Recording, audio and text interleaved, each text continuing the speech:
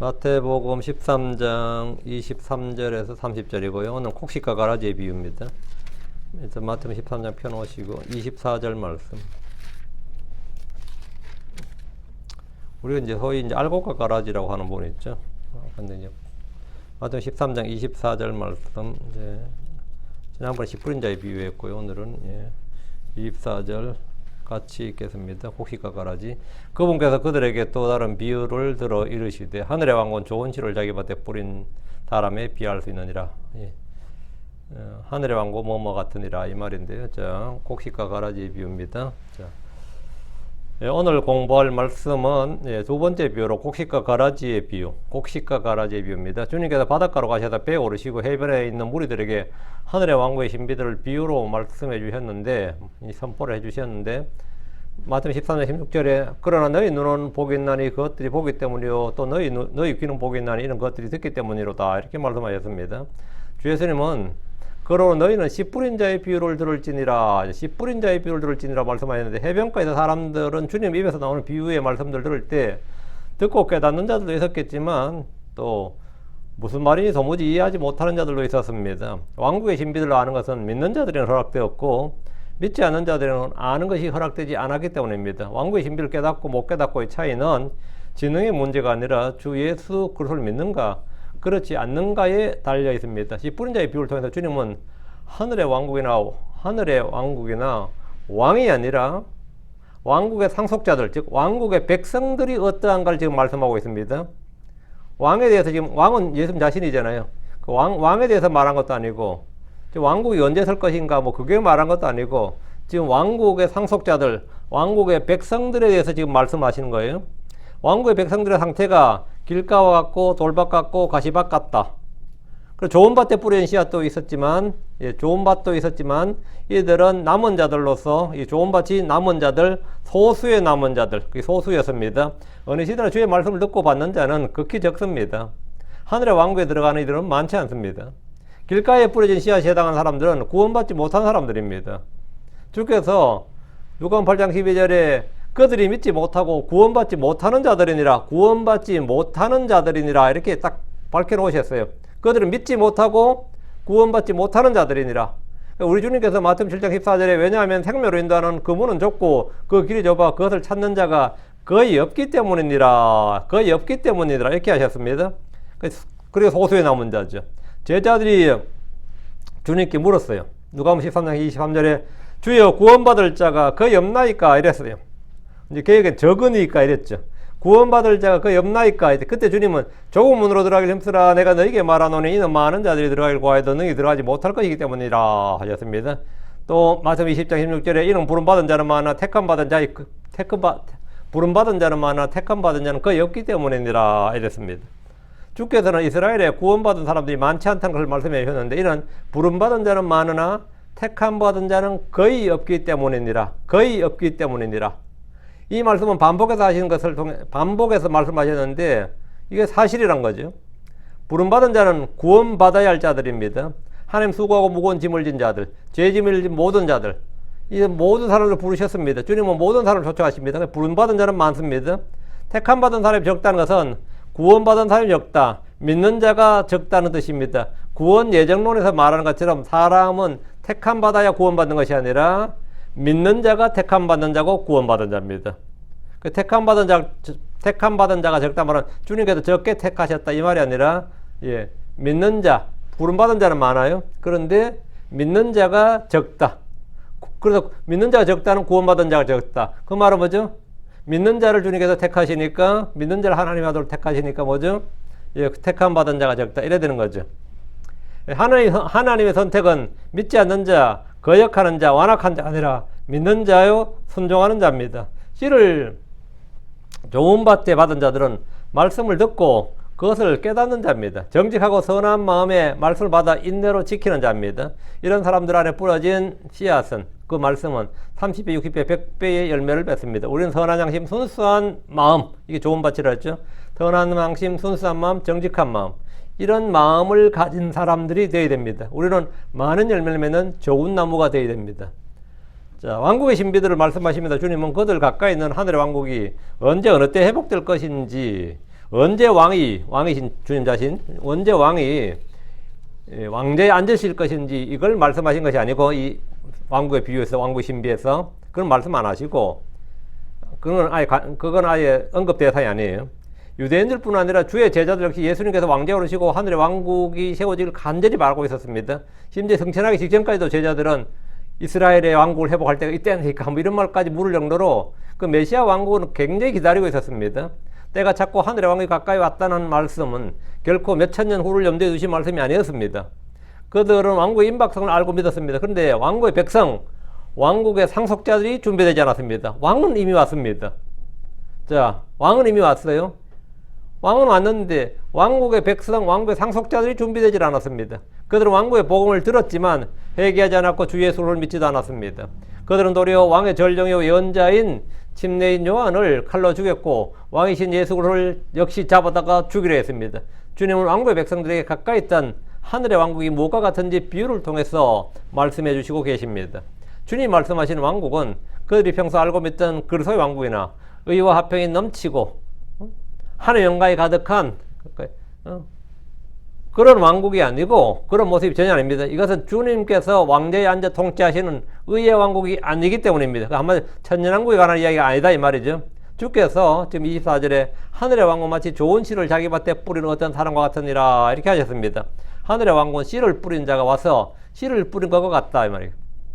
대부분의 씨앗은 길가와 돌밭과 가시밭에 떨어졌습니다. 왕국의 백성들, 왕국의 상속자들 중에 주의 말씀을 듣고 깨달아서 열매를 맺는 좋은 마음을 지닌 사람들은 거의 없었다는 겁니다. 우리는 왕국의 신비에 관한 첫째 비유에서 얻는 명백한 교훈은 이 세상은 복음을 통해서 회개하지 않는다는 겁니다. 그것이 심지어 유대인들이랄지라도 이 세상은 뭐다? 복음을 통해서 회개하지 않는다. 뿌려진 말씀은 공주의 새들처럼 먹어버린 사탄과 뿌리가 없어서 햇볕에도 말라 시들어버린 육신과 숨을 막아버리는 세상의 염려, 재물과 쾌락 같은 세상에 의해서 방해를 받았습니다. 성도들의 3대 원수가 바로 사탄과 육신과 세상입니다. 둘째 비유, 오늘 활공 둘째 비유의 왕국의 신비에서는 참과 거짓의 혼재, 참과 거짓이 뒤섞여 있다. 이거. 참과 곡식과 가라지, 뭐예요? 곡식과 가라지는 뒤섞여 있다. 함께 자란다. 이건 천연왕국 이야기가 될 수가 없죠. 하늘왕국도 될 수가 없고, 뭐 하늘왕국이 있을 수 없는 말이고, 이것은 이 시대에 해당되는 말씀입니다. 곡식과 가라지가 같은 밭에서 함께 자라고 있습니다. 언제까지? 주님께서 오실 때까지. 마지막 때에 거두는 자는 누구죠? 천사들입니다. 복음으로 혼을 거둔다. 그 이야기는 전혀 아니죠. 복음을 전파해서 혼을 구원하는 일은 천사들이 하는 일이 아니에요. 복음은 우리에게 맡겨진 일입니다. 근데 여기서 하늘의 왕국에서는 거두는 자가 누구죠? 천사들이지. 고로 이 이야기는 뭐다? 천연왕국은 당연히 아닌 것이고 이 시대에 있던 그리고 언제까지? 주님 오실 때까지 이야기단 말이에요. 그 신비 하나님 왕국 백성들에 관한 이야기단 말이죠. 그러니까 그거는 뭐냐? 유대인들에 관한 것이죠. 신자와 불신자가 함께 있다. 신자와 불신자가 함께 있고 신자와 불신자가 함께 있다. 곡식과 가라지가 함께 자라면 어느 게 빨리 많이 자랄 것 같습니까? 가라지가 덮어버립니다. 밭을 덮어버립니다. 그거는 뭐 볼 필요도 없어요. 농사를 조금만 지어본 사람들은 잡초는 뽑지 않으면 그냥 곡식을 덮어버려요. 언제까지 그러하다는 겁니까? 언제까지? 주님이 오셔서 수확하실 때까지. 수확하는 사람들은 누구다? 사람이 아니라 천사들이라고 그랬죠. 세상의 끝까지입니다. 이 수확이 끝나야 천년왕국이잖아요. 이게 끝나야 천년왕국이니까 지금 주님께서 말하는 하늘의 왕국이 마태복음 13장에서 나오는 하늘의 왕국은 절대 천년왕국 이야기 아닙니다. 절대 천년왕국 이야기 아닙니다. 이것은 주의 재림으로 세워질 하늘의 왕국이 아닌 지금 이 시대의 세상을 말하고 있음이 분명합니다. 가까이 있던 하늘의 왕국은 신비의 형태로 주님 오실 때까지 이 세상에 숨겨져 있습니다. 밭에 숨겨진 진주와 같습니다. 하늘의 왕국에는 가라지가 없습니다. 천년왕국에는 가라지가 없다고요. 그리스도의 몸인 교회 안에도 가라지가 없습니다. 그리스도의 몸 안에는 어떤 사람도 세상 끝에서 거두어져서 불태워지지 않습니다.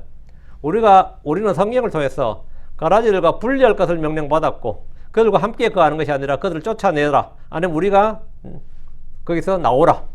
이런 명령을 받았죠. 분리를 명령을 받았단 말이죠. 교회 내에서 쫓아내든지 아니면 우리가 거기서 그 무리들에서 나오든지 가라지가 함께 살라는 명령을 받은 게 아니라고요. 이거는 교회 이야기도 아니란 거죠. 성경에 기록된 모든 말씀을 오늘날 크리스천들 교회에 적용하려는 시도는 오릅니다. 주님의 말씀을 올바로 나누어 공부해야 됩니다. 자, 그럼 왕국의 신비들 중 두 번째 비유의 말씀을 보겠습니다. 24절입니다. 또 다른 비유를 그분께서 들어, 또 다른 비유에 대해 첫 번째 비유는 지난 시간에 했고요. 예. 이 밭에 관한 씨를 뿌리면 씨를 받는 밭에 관한 것을 했고요. 두 번째 비유입니다. 또 다른 비유를 그분께서 들어 그들이 말씀하시되 하늘의 왕국 마치 좋은 씨를 자기 밭에 뿌리는 어떤 사람 같으니라. 어떤 사람을 때 이거 사람의 아들 예수 그리스도죠. 좋은 씨를 자기 밭에 뿌리는 어떤 사람 같은데, 그러니까 첫 번째 비유에서 씨앗은 뭡니까? 말씀이었습니다. 두 번째 비유에서 씨앗은 뭐냐? 사람이에요. 사람이 씨앗이라고. 하늘의 왕국 뭐뭐와 같으니라고 말씀하셨는데 구약에서 예언된 왕국과는 전혀 다른 모습입니다. 주님은 예언자들의 글들을 이용하셔서 하늘의 왕국은 어떠하다 이렇게 말씀하지 않으셨습니다. 본문 아무리 봐도 세상의 변혁이나 더 살기 좋은 세상에 대한 말씀이었습니다. 사람들의 꿈이나 이상향도 지상 낙원도 아닙니다. 주님이 말씀하신 하늘의 왕국의 신비들에는 사탄이 나오고 사람들의 사람들은 씨앗이 빼앗기거나 시들어버리거나 숨이 막혀버립니다. 적은 무리들은 수가 좋은 땅의 말씀을 받을 뿐입니다. 우리는 이런 비유를 해석하는데 전혀 어려움이 없습니다. 37절부터 43절까지 주님이 이 비유들에 대해서 모두 설명해 주시고 계시기 때문입니다. 24절의 해석은 37절에 있습니다. 그분께서 그들에 대답하여 말씀하셨더라. 좋은 씨를 뿌리는 자는 사람의 아들이요. 이렇게. 좋은 씨를 뿌리는 자는 누구라고요? 사람의 아들이요. 예수님 자신이라고요. 좋은 씨를 뿌린 자는 사람의 아들이신 예수님 자신입니다. 밭은 세상입니다. 그럼 좋은 씨는 뭡니까? 첫 번째 비유에서 좋은 씨는 뭐였습니까? 왕국의 말씀입니다. 그 말씀을 듣고 깨닫고 그 말씀을 마음에 간직하고 지키고, 그렇죠? 그래서 열매를 맺는 자. 그게 첫 번째 비유에서 씨앗은 뭐였어요? 말씀이 하나의 말씀입니다. 자, 두 번째 비유에서 좋은 씨는 뭡니까? 말씀이 아닙니다. 사람입니다. 왕국의 자녀들이에요. 씨가 사람이라는 점에 주목하시고, 첫째 비유와의 차이입니다. 주님은 세상에 말씀을 뿌리시고 다음에 그 말씀으로 자신의 사람을 곳곳에 뿌리십니다. 자신의 사람을 뿌리신다고. 25절. 그러나 사람들이 잠든 사이에 그의 원수가 와서 곡식들 사이에 가라지들을 뿌리고 자기 길로 갔더라. 가라지들을 뿌리고. 자, 그 주님께서 세우신 하나님의 사람이 있으면 마귀의 사람도 있다고. 하나님 세운 예언자가 있으면 거짓 예언자가 있고, 하나님 세운 교사가 있으면 거짓 교사가 있고, 주님의 형제들이 있으면 거짓 형제들이 있고, 주님이 세운 교사가 있으면 거짓 교사가 있고, 주님이 세운 교회가 있으면 거짓 사탄의 회당이 있고, 모든 게 다 이렇게. 그 첫 번째 비유에서 사탄은 주께서 사람들 속에 뿌린 말씀의 씨앗을 빼앗아가는 공중의 새들로 비유되었는데, 그게 사탄이죠. 공중의 새가 마귀였고 사탄이었는데, 두 번째 비유에서 사탄은 주님이 뿌린 씨앗을 빼앗는 게 아니라 뭐죠? 뿌린 씨앗에 다른 씨를 뿌리는 자들, 다른 씨를 뿌린 자, 이렇게 돼 있죠. 다른 씨를 뿌리는 자. 그러니까 하나님께서 이 땅에 주님의 사도들을 두셨어요. 성경 교사도 두시고. 그럼 어떻게 된다고? 그리고 크리스천들을 두셨어요. 그러면 사탄은 뭐냐면 당연히 거짓 사도를 두는 거지. 거짓 유대인을 두시고, 거짓 형제를 두고, 거짓 교사를 두고, 이렇게 다른 씨앗을 뿌리는 자. 이렇게. 사탄은 씨앗을 빼앗는 자가 아니라면 씨앗을 섞어버린 자입니다. 사탄이란 이름 자체가 세이턴 할 때 세이턴 뜻이 뭡니까? 대적하는 자란 뜻이죠. 그리스도란 뜻이 먼저 기름 부음 받은 자란 뜻이죠. 세이턴은 대적하는 자란 뜻이에요. 사탄이 대적하는 자라고. 그건 하나님의 사역을 대적하고 방해합니다. 하나님의 말씀을 대적하고 방해합니다. 혼들이 구원받지 못하도록 대적하고 방해합니다. 믿지 못하도록 방해합니다. 그러나 사람들이 잠든 사이에 예견들아 25. 그러나 사람들이 잠든 사이에, 이 말씀은 이 시기가 밤이라는 사실을 알려줍니다. 예수 그리스도는 세상의 빛입니다. 그분은 참빛이십니다. 그분은 사람들의 빛입니다. 그래서 그분이 이 땅에 계시는 동안은 뭐랬어요? 빛이 있는 동안에 너희는 나를 믿으라 이랬죠. 빛이 있는 동안에 그러세요. 주님은 빛이다 말이죠. 그분은 의에 해시고 낮별, 데이스타죠. 새벽별, 모닝스타고. 성경은 주의 재림을 해가 뜨는 것으로 말합니다. 천년왕국은 낮에 해당합니다. 반면에 지금 신약 2000년은 교회 시대로 밤입니다. 초림 때 사람의 아들이 와서 유대 땅에서 사람들에게 이 세상에 뭘 뿌렸어요? 말씀을 뿌리고 그 믿는 자들, 말씀의 씨앗을 뿌렸습니다. 그래서 왕국의 자손들을 많이 뒀다고요. 이 뿌린 자에 비해서 씨는 주의 말씀입니다. 알곡과 가라지에 비해서 좋은 씨는 왕국의 자손들입니다. 주께서 이 땅에 주의 말씀을 뿌리셨을 뿐 아니라 좋은 씨인 왕국의 자손들이 좋은 씨 왕국의 자손들을 뿌리셨다 심으셨다고. 주께서 이 땅에 주의 말씀을 뿌리셨을 뿐 아니라 좋은 씨인 왕국의 자손들을 뿌리셨습니다. 이렇게 소수의 믿는 자들을 일단 남겨두지 않으면 여기는 소돔과 고모라가 되는 거죠. 예. 어쨌든 의인 1명, 의인 10명을 두는 그런 식으로 주님께서는 소수의 남은 자들을 이 땅에 두셨다 이 말입니다. 왕국의 자손들을 뿌리셨다고. 이게 38절이죠. 사람이 씨앗이다 이거. 주님 이 땅에 주를 믿는 자들을 두시고 그들을 세상에 보내셨습니다. 그렇죠? 그들을 세상에 보내셨어요. 주의 말씀을 받아 선포할 자들, 주의 그리스도의 증인들을 보내셨습니다. 그분의 신자들, 제자들은 좋은 씨앗입니다. 이들은 많은 열매, 좋은 열매들을 맺어야 할 씨고 나무들입니다. 그런데 세상이란 밭에는 악한 자들, 나쁜 놈들이 훨씬 더 많습니다. 밤새 누군가가 다른 씨앗을 뿌려놓았기 때문입니다. 사람들이 잠든 사이에 몰래 일하는 자가 있습니다. 주께서는 낮에 일하셨습니다. 마귀는 밤에 일합니다. 사람들이 잠든 밤은 마귀가 마음대로 활동하는 기간입니다. 주님이 자신의 씨앗을 뿌리셨듯이 마귀 역시 뿌릴 수 있는 자기의 씨앗이 있습니다. 그 25절 그의 원수가 와서 그의 원수가 와서 했죠. 이 말씀은 사탄이 하나의 원수임을 명시적으로 언급하는 구절입니다. 다시 25절 곡식들 사이에 가라지들을 뿌리고 마귀는 곡식들 가운데 가라지들을 뿌립니다. 여러분이 씨를 뿌리는 농부라고 한번 생각해 보십시오. 밭에 씨를 뿌려놨는데 밤새 누군가가 다른 씨를 그 위에다 뿌려버리면 어떻게 되겠습니까? 황당하죠.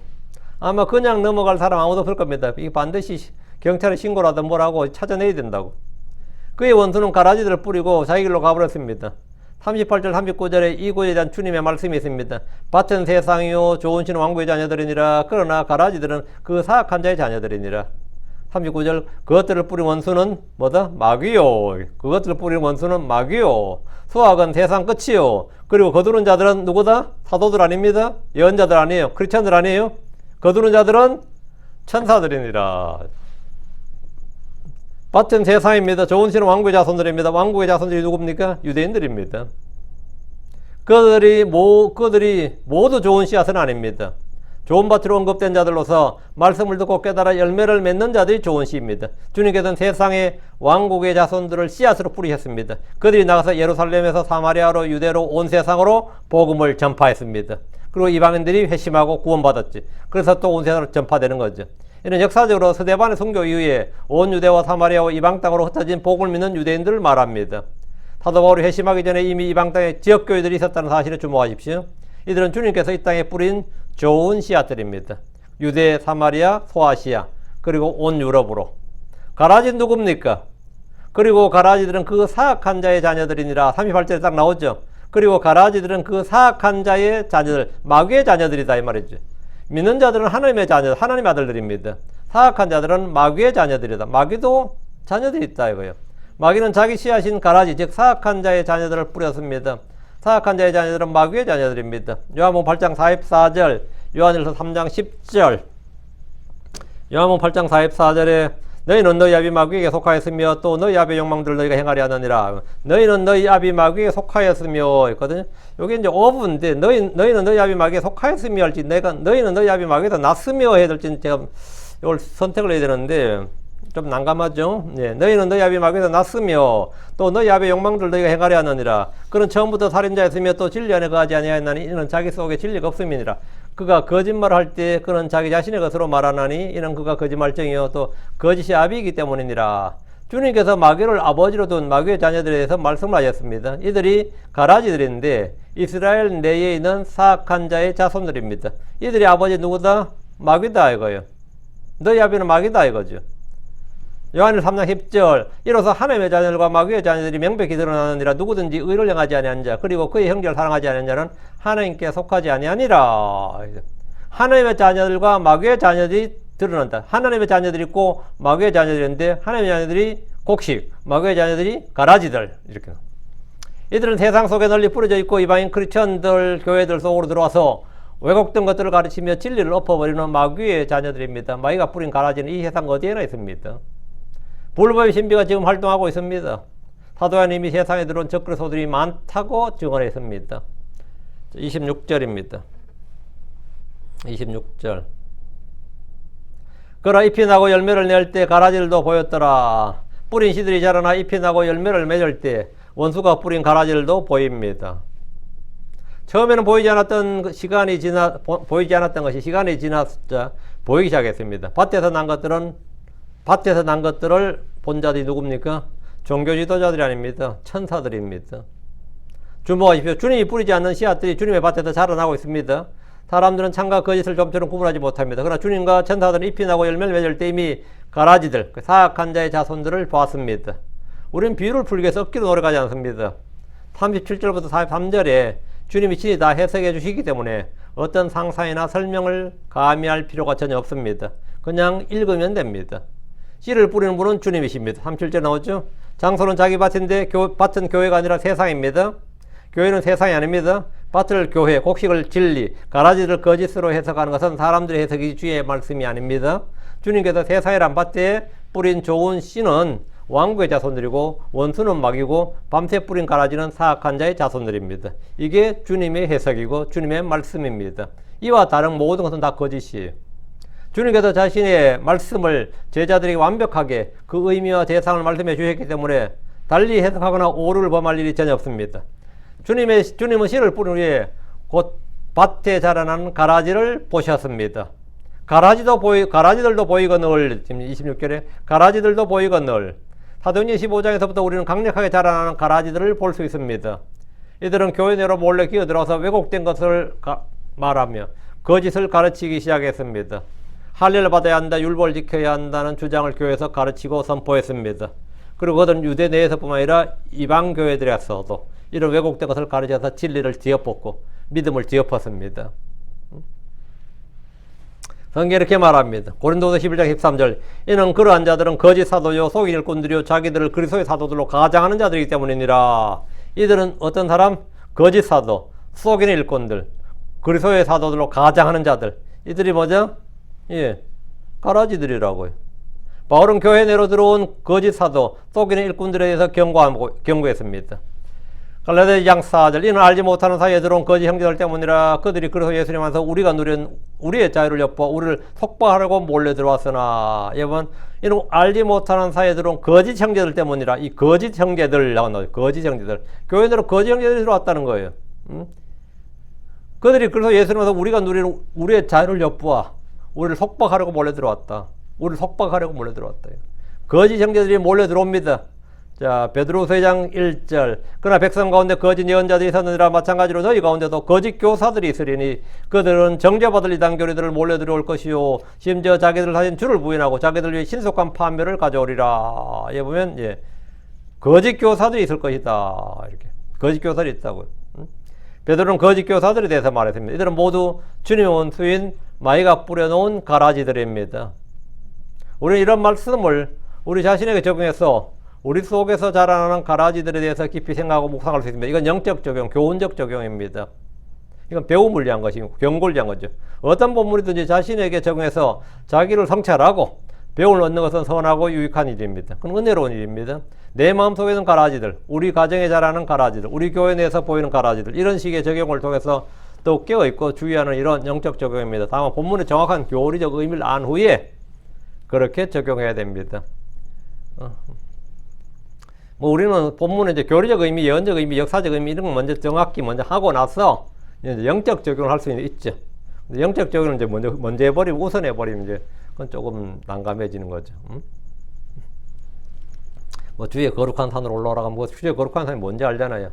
이 집은 만군의 기도하는 집이라고 그러면 이게 뭔지 알죠? 문자 그대로 천년왕국에 세워질 에스겔 성전, 천년왕국 성전이구나 이래 하는데 뭐 오사님 뭐 기도원에 와서 이 집은 만군의 기도하는 집이라 그러면 이건 뭐 안 맞지. 교리적으로 안 맞지. 근데 영적으로 어때요? 그분들도 충분히 어째 그렇게 설교할 수 있지. 그분들도 그렇게 뭐 안 하면 어떻게 하겠어. 이제 그래서 어쨌든 교리적 적용이 먼저 우선이고 그냥 저렇게 하시는구나 뭐 이렇게 하는 거죠. 자, 27절입니다. 이에 그 집 주인의 종들이 와서 그에게 말하였더라. 주인님 당신의 밭에 좋은 씨를 뿌리지 아니하였나이까. 그런데 밭에 가라지들은 어디서부터 생겼나이까. 천사들도 이게 참 어리석네 보죠. 천사 이걸 물을 게 아니지. 차라리 사도들이 물었다면 이해가 되잖아요. 그렇잖아요. 근데 지금 이거 어디서, 가라지들 어디서도 생겼나니까. 마귀의 역사에 대해서 무지하는 거죠. 집주인의 종들이 와서 밭에서 자라나는 가라지들의 출처를 물었습니다. 분명히 주께서 좋은 씨를 뿌렸는데, 왜 자라는 거, 밭에서 자라나는 건 가라지들 어디서 생겨났냐? 왜 이러냐 이거죠. 주인이 씨를 착각해서 잘못 뿌린 것이 아닙니다. 땅이 저절로 가라지를 낸 것도 아닙니다. 현대 역본들은 가라지를 잡초라고 번역해 놓았는데, 가라지는 결코 잡초가 아닙니다. 잡초는 씨를 뿌리지 않아도 밭에서 자연적으로 자라나는 겁니다. 누가 씨를 뿌리지 않아도 땅이 저주를 받아서 내는 게 weed, 잡초예요. 집주인의 종들이 잡초가 어디서 생겼는지 물은 것이 아니라 가라지가 난 것, 가라지는 뿌려야 되는 겁니다. 가라지는 뿌려야 되는 거예요. 가라지가 난 것에 대해서 질문했습니다. 가라지는 여러분 인터넷 검색해보면 딱 나와요. 이게 wheat and tails 해가지고 검색해보면 딱 나옵니다. 우리나라에서 말한 벼하고 벼를 씌울 때 난 피 있죠. 그건 틀린 피 아닙니다. 그 가라지는 피 아니에요. 그거는 전혀 달라요. 잡초는 곡식과 완전히 다릅니다. 그리고 가라지는 생김새 거의 비슷해요. 자, 28절입니다. 그가 그들에게 말하였더라. 원수가 이렇게 하였구나. 그 종들이 그에게 말씀드렸더라. 당신은 우리가 가서 그것들을 모으기를 원하시나이까. 주님은 가라지가 어디서 났는지 정확히 알고 계십니다. 원수가 이렇게 하였구나. 원수가 이렇게 하였구나. 사탄은 주님이 하는 일에 항상 곁에서 방해를 하거나 대적을 합니다. 성례 역사와 함께 하는 것이 마귀 역사란 말은 그냥 지어낸 말이 아닙니다. 주님이 씨를 뿌리면 빼앗아가거나 뿌리 내리지 못하게 하거나 가시나무로 숨을 막아버립니다. 주님이 좋은 씨를 뿌리면 가라지를 뿌려놓습니다. 주님은 사탄을 사악한 자 원수라고 하셨습니다. 39절에 가라지들을 뿌린 원수는 누구? 마귀요. 이렇게 딱 나오죠. 정확히 언급하고 계십니다. 주체가 딱 나옵니다. 원수가 이렇게 했구나. 원수가.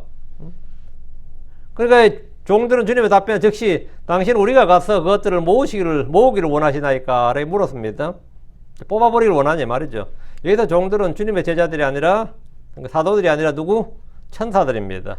우리는 이런 부분에 생각하고 논쟁할 필요가 전혀 없습니다. 주님께서 천사들이니라고 말씀하셨기 때문입니다. 39절에. 마태복음 10장 13절에 그러나 그분께서 대답하여 말씀하였더라. 나의 하늘 아버지께서 심지 아니하신 모든 초목은 뿌리채 뽑히리라 했습니다. 나의 하늘 아버지께서 심지 아니하신 모든 초목, 주님께서 심은 초목, 나무, 열매, 그 씨앗, 주님께서 뿌린 씨앗, 주님께서 씨앗은 뭐요? 왕국의 자녀들이죠. 왕국의 백성들이라고요. 좋은 씨. 근데 마귀가 뿌린 씨앗에서 자란 모든 뭐죠? 그건 뭐라고요? 나의 하늘 아버지께서 심지 아니하신, 마귀가 뿌린 씨앗은 전부 다 뭐다? 모든 초목은 뿌리채 뽑히리라. 뿌리채 뽑히거나 아니면 먼저 다 거두어 묶어서 불태워지거나 뭐 도끼에 찍히거나 뽑히거나 뭐 이런 거죠. 모든 전 뿌리채 뽑히리라 했죠. 이게 심판을 말하는 겁니다.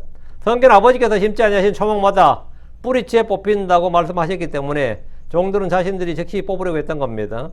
오늘 많은 사람들이 교회를 비판할 때 썩었다, 더럽다, 타락했다 이렇게 말합니다. 왜 그렇습니까? 마귀가 뿌려놓은 가라지들이 밭에 넘치기 때문입니다.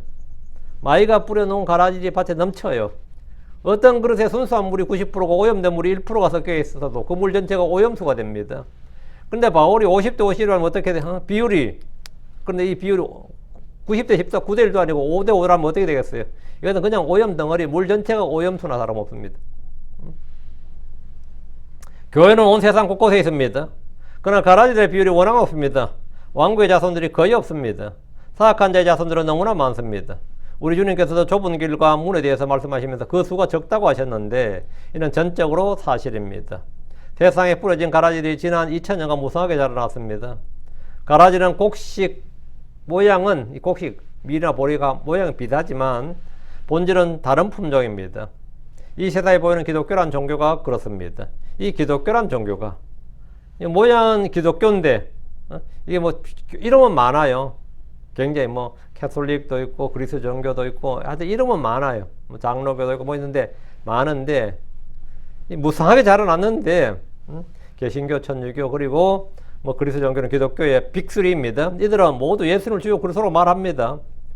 이웃을 사랑하라고 가르치고 그리고 뭐 다 그렇게 성경의 교회를 가르치는 것 같아요. 그러다가 이제는 동성애도 이웃 사랑이다, 형제 사랑의 관점이다 받아들이자 이렇게 말합니다. 무슬림도 이제는 같은 하나님 믿는 거 아니냐, 크라이슬림이니 뭐 이렇게 합니다. 그게 인격이 아니에요. 그렇게 말하는 목사, 그렇게 말하는 종교 지도자들이 인격자들이 아닙니다. 그게 정말 사악한 자들이고 비열한 자들이지. 뭐 쌍욕한다고 그게 비열한 사람이 아니에요. 아주 부드러운 미소로 교양 있게 우리 무슬림을 형제로 받아들입시다. 뭐 동성애를 형제로 받아들입시다. 이런 놈들이 정말 사악하고 비열한 자들이라고. 그 놈들이 인격이라고는 찾아볼 수 없는 그런 사람들이 뭐 인격 운운한다는 자체가 진짜 웃기는 이야기죠. 여러분이 좀 이게 착각하면 됩니다. 뭐 사랑으로 누굴 받아들이자 뭐 이런 거 있잖아요. 낙태는 나쁜 거, 죄악이라고 했다가 이제는 세상이 바뀌었단 말이에요. 분명 전에는 다 낙태 나쁜 거 그랬어요. 살인이라고 그랬습니다. 죄악이라고 그랬습니다. 그런데 이제는 뭐라 그럽니까? 이게 정치와 연관도 되고 이 세상 민심과 연관이 되니까 어떻게 되는 겁니까? 그렇게 해서 교회 안 오거든요. 옛날에 이혼은 다 나쁜 거라고 그랬어요. 근데 지금 그렇게 말하면 교회 안 오거든요. 왜? 다 하니까. 요즘 다 하니까. 그냥 다 받아들이자 이거죠. 세상이 달라졌단 말이죠. 세상이 점점 맞추면서 그걸 이제 이웃 사랑, 형제 사랑으로 말합니다. 이런 것들이, 이런 인간들이, 인격이 없는 인간들이에요, 진짜로. 그런 인간들이 정말, 뭐, 이게, 크리스천의 인격이 전혀 안 갖추어진 사람들이지. 그런 사람들이. 그 유목사 같은 사람이 인격이 없다 그러면 안 돼요. 성경에 있는 대로 말하는 사람이 그 인격이 제대로 갖추어진 사람이고, 그 어물쩍 하면서 요즘은 개신교든 천주교든 말이죠. 뭐 그리스도 종교 다 마찬가지. 어느 종교도 마찬가지. 뭐 여자 목사 설명 세우고 여자 집 세우면서 남녀 평등 이야기하고 낙태하면서 뭐 보편적 인권 이야기하고 프로초이스 이야기하고 뭐 동성애 이야기하면서 우리가 형제를 받아들이는 이게 한국의 그 소위 말하면 원로 목사라는 사람 뭐 이런 사람들이 그러더라고요. 이렇게 우리 기독교 어디서 살아남으려고 그러냐 그러고 이 미친 인간이더라고 보니까. 근데 그 사람 아주 인품 좋은 목사로 말이죠. 훌륭한 목사로 소문나 있거든요. 그 사악하기 그지없는, 비열하기 그지없는 인간이라고, 실제로. 근데 이들 모두 자신들 다 크리스천이라고 주장합니다. 이들은 모두 유아세를 구원의 방법으로 가르치고 성경의 무호성과 영광을 부정합니다. 성경의 완전성, 보존을 부정해요. 이들은 킹제임스 성경 이야기하면 막 발작을 합니다. 그런 사람이 무슨 인격이고, 그들이 무슨 크리스천 인기를 갖고 있다고요. 얘들은 주님이 오시는 그날까지 오히려 팽창하고 번성할 겁니다. 그럼 우리는 어떻게 해야 됩니까? 우리는 조용히 분리해야 됩니다. 그들을 가만히 내버려 둬야 됩니다. 이건 하나님의 방법입니다. 하나님께서 천사들이 놔두라잖아요. 언제까지? 세상 끝까지. 그럼 우리가 천사들로 안 하는 일을 우리가 뭐 어떻게 해요? 29절 30절입니다. 네. 우리가 그것을 뽑겠다 그러면 뭐 진짜 전쟁 나는 거죠. 종교 전쟁 나는 거지. 그렇게 할 수가 없습니다, 우리는. 그렇게 해서도 안 되고. 29, 30절. 그러나 그가 말했더라 아니라 너희가 가라지를 모아다가 그것들과 함께 곡식까지 뽑을까 하노라. 둘 다 수확 때까지 같이 자라게 두어라. 수확하는 때에 내가 거두는 자들에게 말하리니 너희는 먼저 가라지들을 함께 모아 불태우게 단으로 볶되 곡식은 모아 내 곡간에 넣어라. 주님은 천사들에게 세상에 있는 가라지를 뽑지 말고 그냥 두라는 말씀을 그냥 두라고 하셨습니다. 여러분 성경에서 주님께서 천사들에 명하여 이 땅에 재앙이나 심판이 임할 때 자신의 종들에게 인을 치고 보호하는 일을 하도록 명하는 걸 볼 수 있습니다. 에스겔서에 잉크통을 든 자들이 신실한 성도들이 이마에 인을 칩니다. 계시록에 14만 4천 명의 이마에 인을 침으로써 그들이 재앙으로부터 보호를 받도록 하셨습니다. 그렇죠? 그런 장면이 나오죠. 그런데 가라지를 뽑는 일에 대해서는 바로 들로 가서 모두 뽑아버리라는 명령을 하지 않으시고 같이 자라게 두어라 이렇게 하셨습니다. 곡식은 인을 치고 곡식 아닌 거 다 뽑아버려 이게 아니란 말이죠. 세상에는 곡식과 가라지가 함께 자랍니다. 세상 끝에 천사들이 그들을 거두어 드립니다. 마태복음 3장 12절 그분의 손에는 키가 있으니 그분께서 그들의 타작마당을 철저히 깨끗하게 하시며 그분의 알곡을 모아 곡간에 들이시리라. 그러나 그분께서 죽정이는 끌 수 없는 불로 태우시리라 했습니다. 끌 수 없는 불로 태우시리라. 이 심판이죠. 예수님은 씨를 뿌리는 분이시며 동시에 수학의 주이십니다. 주님은 또 창조주이시며 동시에 심판자십니다. 근데 이건 교회에 관한 말씀이 아닙니다. 많이들 이런 본문을 교회에 적용해서 설교를 하지만 이 말씀은 사실 크리스천들과는 아무런 관련이 없습니다. 스바냐 3장 8절 그러므로 너희는 나를 기다리라 주가 말하노라 내가 그 노량물을 취하여 일어나는 날까지라 이는 내 결심이 민족들을 모으는 것이기 때문이라. 내가 왕국들을 모아서 그들 위에 나의 경로고 나의 맹렬한 분노를 쏟아부으리라. 이는 온 땅이 나의 질투의 불로 삼켜질 것입니다. 이게 뭐 심판이죠. 민족들의 심판이고, 예, 이게 바로 7년 대환란이잖아요. 주의 날이잖아. 이 일들은 모두 세상 끝에 있을 일들이고, 교회는 대환란 전에, 이 일이 있기 전에 하늘로 들림을 받습니다. 이건 교회가 받을 심판이 아니란 말이죠.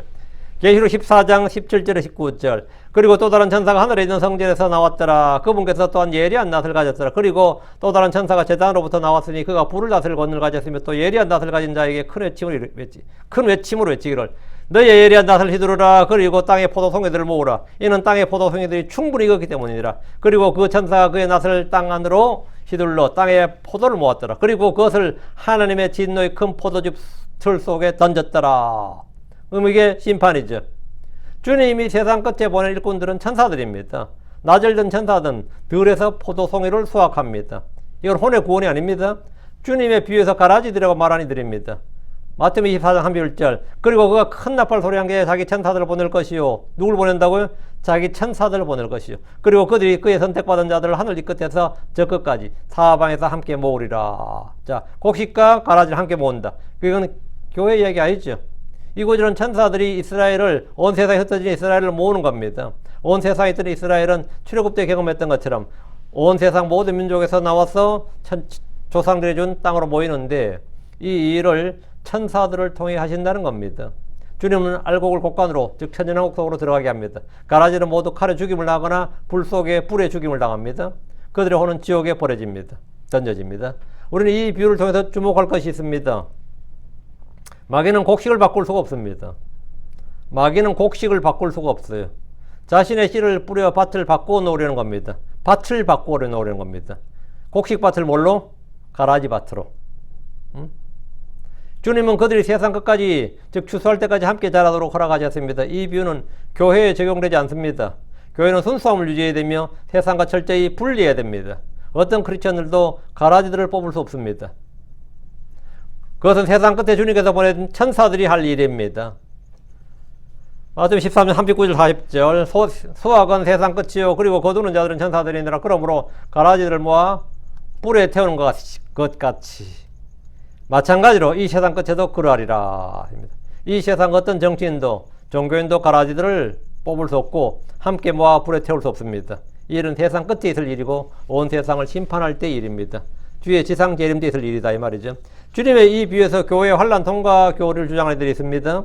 30절에 너희는 먼저 가라지를 함께 모아 불태우게 단으로 묶되 곡식은 모아 내 곡간에 넣으라 이 말씀 있죠. 마태복음 13장입니다. 지금 30절에 이 구절을 부주의하게 읽어서 가라지가 모두 탈 때까지 교인이 땅에 남아있게 되므로 교회는 환난을 통과할 것이다 이런 주장인데, 가라지가 불태워지고 곡식을 곡간에 넣기 때문에 교회는 대환란을 통과한다 이런 가르침은 크리스천 사이언스, 몰몬교, 영성화 운동, 신사고, 신지학 이런 데서 가르친 내용입니다. 이들은 성경을 내밀면서 거짓말할 때 속수무책이 되지 않도록 여러분이 잘 공부해 두셔야 됩니다. 천사들은 태우기 위해 단을 묶습니다.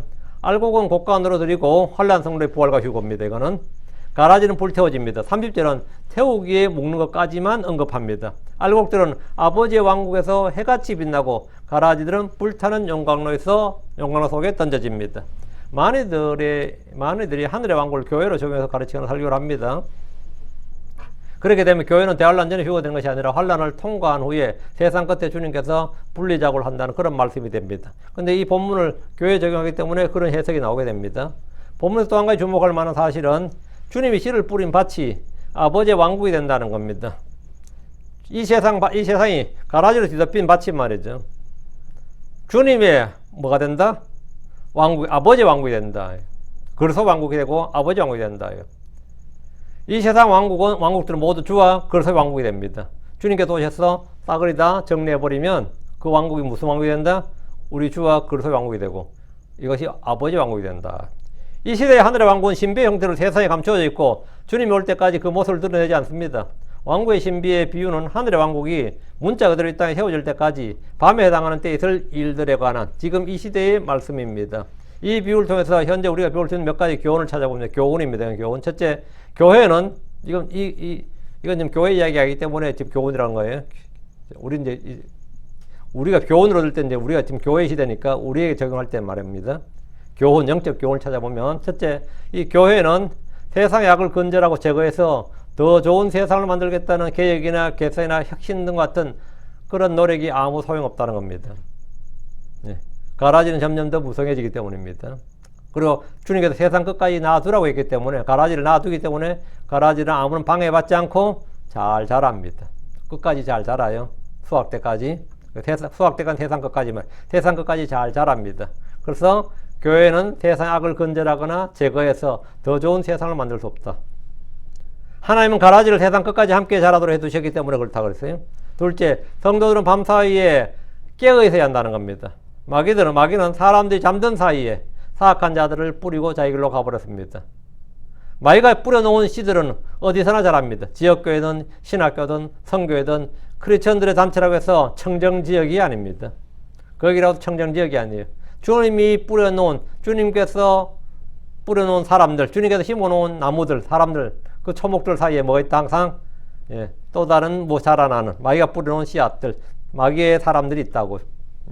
오히려 마귀가 심어놓은 일꾼들이 더 많이 활동합니다. 더 열심히 더 많이 활동합니다. 그래서 마가복음 13장 37절에 그리고 내가 너에게 말한 것은 모든 사람에게 하는 것이니라. 깨어있으라. 깨어있으라. 우리는 잠에서 깨어나야 할 때입니다. 셋째, 그리스도의 사랑입니다. 주님이 곧바로 가라지를 뽑지 않는 것은 곡식들을 보호하기 위해서입니다. 많은 가라지를 다 뽑아낸다 해도 그 일을 하는 중에 뽑히게 될 알곡이 하나도 없도록 지키는 것이 더 중요합니다. 주님은 심판하실 때 그 속에는 의인 한 명이 멸망하지 않도록 지키고 보호하시기 위해서 악인 100명 1000명의 심판을 유예하시는 분입니다. 그 속에 있는 롯을 구원하기 위해서 이런 식이죠. 그 소돔에 있는 의인 10명만 있어도 멸하지 않는다잖아요. 그 말은 뭐냐? 의인을 보호한다 이거죠. 넷째, 악인들의 심판이 얼마나 크고 무서운지를 봐야 됩니다. 불타는 용광로에 던져놓겠다고 하신 이 용광로는 뭐냐? 지옥입니다.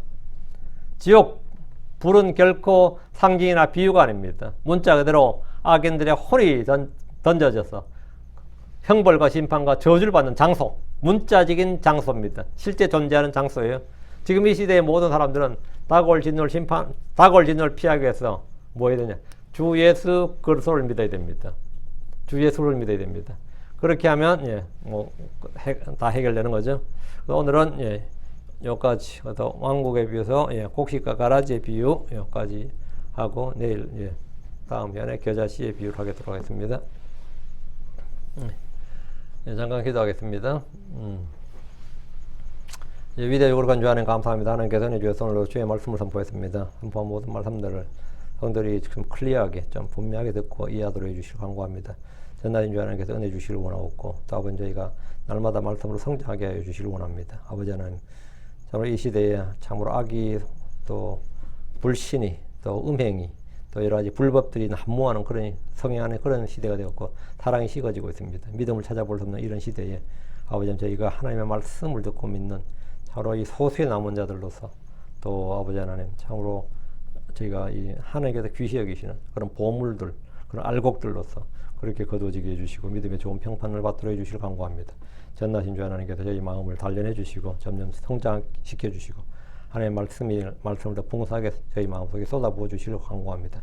주의 성령, 주의 은혜를 넘치게 해주십시오. 감사드립니다. 주의 성기도합니다. 아멘. 아멘.